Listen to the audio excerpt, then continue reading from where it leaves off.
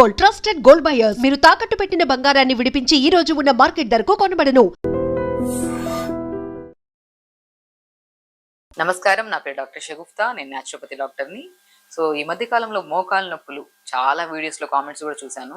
మీకు మోకాలు నొప్పుల గురించి ఏమైనా రెమెడీస్ చెప్పండి మ్యామ్, అసలు మోకాలు నొప్పులు యంగ్స్టర్స్లోనే ఎందుకు వస్తున్నాయి? ఎందుకంటే మధ్యకాలంలో క్లినిక్స్లో కూడా చూస్తున్నాం కదండి, చాలా యంగ్ స్టేజ్లో కూడా మోకాలు నొప్పులు అంటే పెద్దవాళ్ళలో, అది కూడా బోన్ డెన్సిటీ తగ్గి మేబీ కాల్షియం డెఫిషియన్సీ వల్ల కానీ ఇలాంటి కండిషన్స్లో పెద్దవాళ్ళలో మోకాలు నొప్పులు వచ్చేవి common.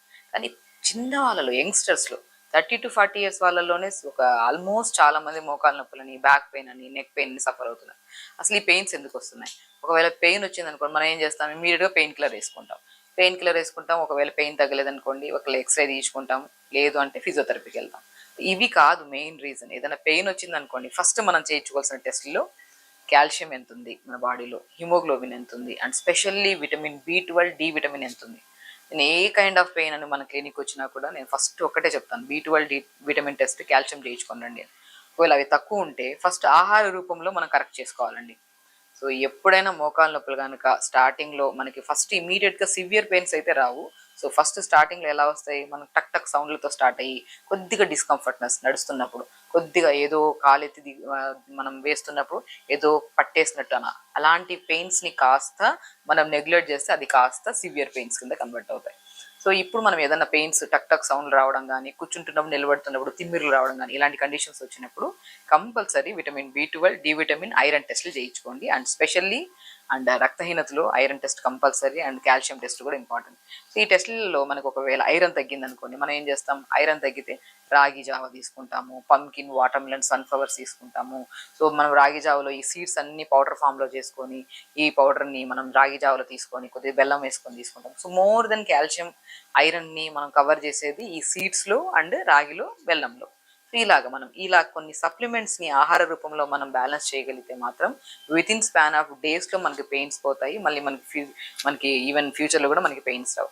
And B12, D vitamin deficiencies కూడా చాలా కామన్ అయిపోయాయి ఈ మధ్య. ఏ జ్వరం వచ్చినా మన హాస్పిటల్కి వెళ్తే ఫస్ట్ B12 టెస్ట్ చేస్తారు, లేదు అంటే న్యూరోకైన్ ఇంజెక్షన్స్ వేసేస్తాం, లేదంటే న్యూరోకైన్ టాబ్లెట్స్ ఇస్తుంటారు.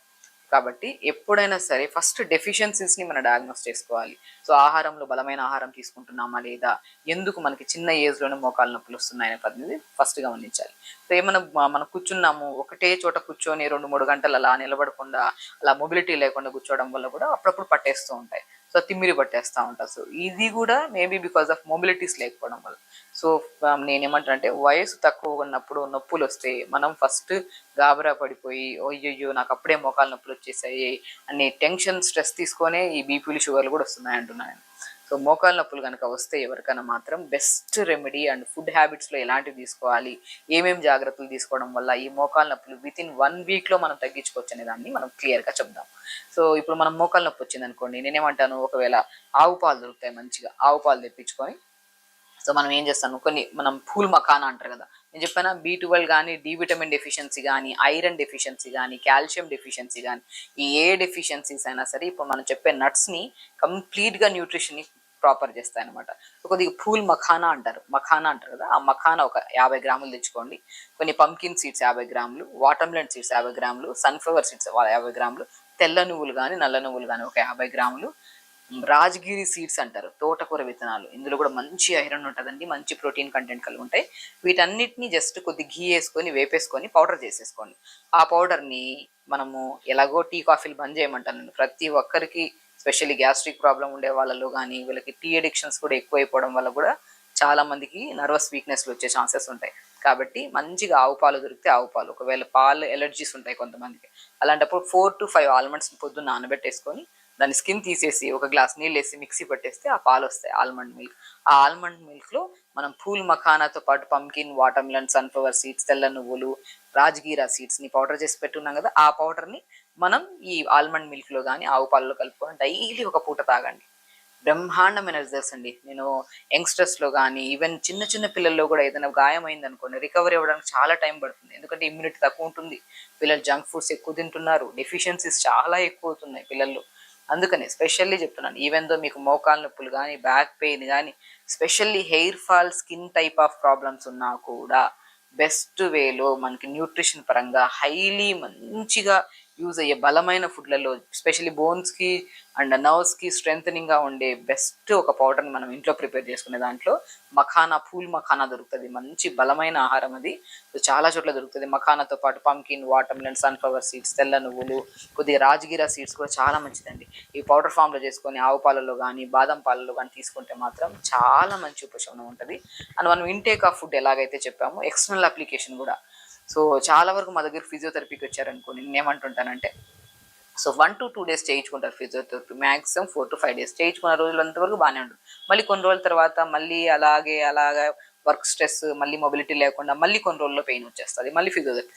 అలా కాకుండా బెస్ట్ వేలో మీకు ఇమీడియట్గా పెయిన్ వచ్చిన వెంటనే ఒక మంచి రెమెడీ, సో చాలా యూస్ఫుల్ రెమెడీ ఏంటంటే క్యాబేజ్ ఉంటుంది కదా, ఆ క్యాబేజ్ని 2 to 3 layers క్యాబేజ్ని తీసి మంచిగా గోరువెచ్చని వాటర్లో మన ఈ క్యాబేజ్ని వేసేసి ఒక 2 to 3 minutes గోరువెచ్చగా వేడి చేయండి. క్యాబేజ్ని వేసాక నీళ్ళలో ఆ తీసిన క్యాబేజ్ని కొద్దిగా నువ్వుల నూనె, మంచిగా గోరువెచ్చని క్యాబేజ్ని తీసుకొని నువ్వుల నూనె మంచిగా కలిపి ఆ నువ్వుల నూనె మంచిగా క్యాబేజ్కి మంచిగా పట్టించి, దాని తర్వాత జాజికాయ, పురాతన కాలంలో జాజికాయని మనకి ఎక్కడన్నా పెయిన్ వచ్చింది అనుకోండి, ఆ జాజికాయ పౌడర్లో నువ్వుల నూనె కలిపేసి రాసేవాళ్ళు, మంచిగా పెయిన్ చాలా రిలీఫ్ ఉండేది.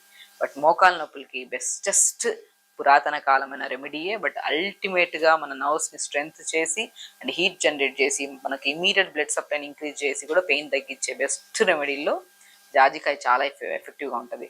కాబట్టి క్యాబేజ్ తీసుకొని కొద్దిగా నువ్వుల నూనె మనం రాసి దాంట్లో కొద్దిగా జాజికాయ పౌడర్, కొద్దిగా పసుపు వేసి మన గోరువెచ్చని క్యాబేజ్ని మోకాల మీద కట్టి మనం ఇలా పెట్టి ఒక ప్యాక్ లాగా మన డ్రై క్లాత్ని కట్టేసుకొని ఒక 1 to 1.5 hour మ్యాక్సిమం టైం ఉంటే 1 hour ఉంచుకోవచ్చు, లేదంటే ½ an hour అయినా సరిపోతుంది. అలా ఉంచి 10-15 మనం ఒక మంచిగా ఆ గోరువెచ్చగా ఉన్నంత వరకు ఉంటుంది, దాని తర్వాత చల్లగా అయిపోతుంది. బట్ అయినా కూడా అలా ఉంచి ఒక ½ an hour కానీ 1 hour టైం ఉంటే మీకు ప్రశాంతంగా అలా పెట్టుకొని అలా తీసిన తర్వాత చాలా రిలీఫ్ ఉంటుంది. ఇది మనం ఈవినింగ్ టైమ్స్లో పడుకోవడానికి, ఈవినింగ్ టైమ్స్ కానీ లేదా పడుకునే ముందైనా సరే చేసుకున్నారనుకోండి, సో అలా ఉంచుకున్నా పర్లేదు, లేదంటే 1 hour తర్వాత తీసేసాను పర్లేదు, చాలా రిలీఫ్ ఉంటుంది. చాలా మంచి ఒక మసాజ్ కానీ లేదంటే ఏదైనా నర్వ్ మనము కంప్రెషన్స్ చేయించుకుంటున్నప్పుడు ఎంత రిలీఫ్ ఉంటుందో దానికంటే చాలా మంచి రిలీఫ్ ఉంటుంది. సో ఇలా చేసుకొని ఇంకా మంచి రెమెడీ ఏంటంటే అవిసె విత్తనాలు ఉంటాయి కదా, మనం అవిసె విత్తనాలు తీసుకుంటే ఎంత జాయింట్ పెయిన్స్ తగ్గుతాయి, బోన్ పెయిన్స్ తగ్గుతాయని తెలుసు. అవిసె విత్తనాల పౌడర్ని ఒక గ్లాస్ నీళ్ళల్లో 1 spoon పౌడర్ వేసి బాగా కలిపి దాన్ని ఐస్ ట్రేలో వేసేసుకోండి. ఆ ఐస్ క్యూబ్ని తీసుకొని ఎక్కడైతే పెయిన్ ఉందో, మనకి బ్యాక్ పెయిన్ కానీ నెక్ పెయిన్ కానీ ఎనీ కైండ్ ఆఫ్ పెయిన్, ఆ ఐస్ క్యూబ్ని తీసుకొని మంచిగా పెయిన్ ఉన్న చోట్ల సరౌండింగ్లో మంచిగా మసాజ్ చేసుకుంటే ఆ జిగురుగా ఉంటుంది ఐస్ అంతా. ఆ జిగురుని కూడా మంచిగా అలా మనం జస్ట్ ఎక్కువ ప్రెజర్ ఇచ్చి కూడా కాకుండా లైట్గా మంచిగా అప్లై చేసుకున్నట్టు మసాజ్ చేసుకున్న తర్వాత గోరువెచ్చని క్లాత్ తీసుకొని ఆ జిగురు అంతా తుడిచేసేయండి. సో బెస్ట్ రెమెడీల్లో 2 రెమెడీలు, మార్నింగ్ టైమ్స్లో అవిసె విత్తనాల పౌడర్తో చేసిన ఐస్ క్యూబ్ని మంచిగా మోకాల పై భాగంలో కింద భాగంలో రాసుకొని, ఈవినింగ్ టైమ్స్లో గోరువెచ్చని క్యాబేజ్లో జాజికాయ, పసుపు, కొద్దిగా నువ్వుల నూనె వేసేసుకొని రాసుకొని మనం అప్లై చేసుకొని ప్యాక్ లాగా కట్టుకుంటే మాత్రం ఎంతటి క్రానిక్ పెయిన్స్ అయినా సరే పెద్దవాళ్ళలో. సో చాలామంది కాల్స్ చేస్తుంటారు, మాకు మెసేజ్ చేస్తుంటారు, మ్యామ్ సివియర్ పెయిన్ ఉంది, సో ఏం చేయాలో అర్థం కావట్లేదు, పెయిన్ కిల్లర్స్ వేసుకుంటే చాలా ఇబ్బంది పడుతున్నాను, గ్యాసెస్ ఫామ్ అవుతున్నాయి, ఏదైనా బెస్ట్ రెమెడీ చెప్పమని చాలామంది అంటుంటారు. ఈవెన్ నేను ప్రీవియస్ వీడియోలో క్యాబేజ్ ప్యాక్ కూడా ఎలా వేయాలనేది కూడా నేను చూపించాను. బట్ బెస్ట్ వే ఇంతేనండి, క్యాబేజ్ని నీళ్ళలో వేసి ఆ మరిగించిన దాంట్లో కొద్దిగా ఇవన్నీ కలిపేసుకొని మంచి ప్యాక్ పెట్టేసుకుంటే చాలా మంచిది. అండ్ మోస్ట్ ఇంపార్టెంట్, మనం ఎంత ఎక్స్టర్నల్ అప్లికేషన్ చేసుకున్నా కూడా రిలీఫ్ మంచిగా ఉంటుంది. బట్ ఇంటర్నల్గా బలమైన ఆహారం తీసుకోవడం వల్ల కూడా చాలా చాలా ఇంపాక్ట్ ఉంటుంది, మళ్ళీ ఫ్యూచర్లో మనకి పెయిన్ రాకుండా. కాబట్టి ఆవు పాలల్లో కానీ బాదం మిల్క్లో కానీ మనం మంచిగా ఈ పౌడర్, మనం చెప్పిన పౌడర్ని పౌడర్ ఫామ్లో చేసేసుకొని కొద్దిగా గోరువెచ్చగా వేడి చేసి ఆ పౌడర్ని మనం ప్రతిరోజు తీసుకోండి, చాలా మంచి ఉపశమనం. అండ్ స్పెషల్లీ మార్నింగ్ లేచిన తర్వాత, ఎందుకంటే చాలామందిలో ఒక 70% మోకాలు నొప్పులు రావడానికి ఊబకాయం కూడా కారణం, ఒబైసిటీ, వెయిట్ పుట్ ఆన్ అయిపోవడం వల్ల కూడా. సో వెయిట్ మెయింటెనెన్స్ కూడా చాలా ఇంపార్టెంట్. చాలామంది ఏంటంటే ఒకవేళ థైరాయిడ్ ఉన్నా, ఇర్రెగ్యులర్ పీరియడ్స్ ఉన్నా, సో ఇలాంటి ఇష్యూస్ ఉన్నా, లేదంటే మెనోపాజ్ స్టేజ్లో కానీ ఆడవాళ్ళలో ప్రత్యేకంగా, సో ఎక్కువగా ఇలాంటి వాళ్ళు ఎంత ప్రయత్నం చేసినా కూడా వెయిట్ లాస్ అవుతూ ఉంటారు.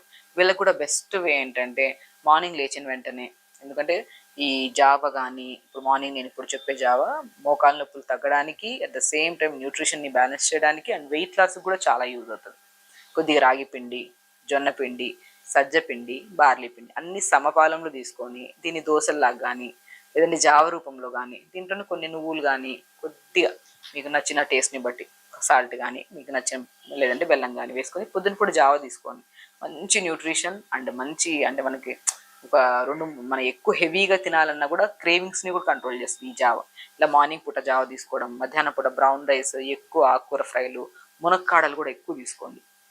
మనకి మనం నట్స్లో చెప్పాము, బాదం మిల్క్లో చెప్పాము, అండ్ వెజిటబుల్స్లోకి వస్తే మునక్కాడలు కానీ మునగాకు కానీ రెగ్యులర్గా వాడడం వల్ల కూడా మనకి ఈ పెయిన్స్ అనేది మనకు అస్సలు కనపడవు.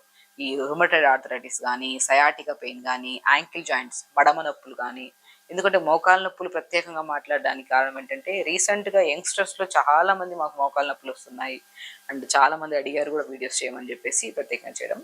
బట్ ఓన్లీ మోకాళ్ళ నొప్పులే కాకుండా any kind of joint pains మనకు వచ్చినప్పుడు మనకు ఆకుకూరల్లో స్పెషల్లీ మునగాకు రసం చేసుకొని తాగడం కానీ, లేదంటే మునగాకు రసం లాగా చేసుకొని మనం మనం రైస్లో ఎలా రసం చేసుకొని తింటాం అలా తీసుకోవడం కానీ, మునక్కాళ్ళని మంచిగా బుడకబెట్టి దాన్ని క్రష్ చేసి ఆ పల్ప్ అంతా తీసి దాన్ని చపాతీ పిండిలో కలుపుకొని చపాతీ చేసుకోవడం కానీ, ఇది ఏదో రకంగా చిన్నప్పటి నుంచి పిల్లలు పెట్టడం స్టార్ట్ చేస్తే మాత్రం ఎప్పటికీ జాయింట్ పెయిన్స్ రావు, ఎలాంటి కైండ్ ఆఫ్ ఇష్యూస్ రావు మనకి. సో కాబట్టి మార్నింగ్ లేచాక అట్లీస్ట్ ఒక 15 to 20 minutes పెద్దవాళ్ళు అయితే చేయలేకపోతున్నానంటే బెడ్ మీద ఒక పిల్లో వేసుకొని మనం మోకాళ్ళ కిందన జస్ట్ స్ట్రెచెస్ చేయడం, కాలు ముందుకి వెనక్కి ఊపడం, అలా స్ట్రెచెస్ చేసుకొని సింపుల్ ఫిజికల్ యాక్టివిటీ చేసుకొని అలాగే తదేకంగా కూర్చోకుండా కొద్దిగా ముందుకు వెనక్కి వాకింగ్ చేస్తూ ఉంటే చిన్న చిన్న మూమెంట్స్, మరీ ఎక్కువ కాకుండా సివియర్ పెయిన్స్ ఉండేవాళ్ళు అలా చేసుకుంటుంటే ఆ మొబిలిటీ లేకపోవడం వల్ల కూడా ఈ సివియారిటీ ఆఫ్ పెయిన్స్ ఎక్కువ అవుతున్నాయి. కాబట్టి చెప్పిన ప్రతి రెమెడీ హెల్దీగా చేయండి.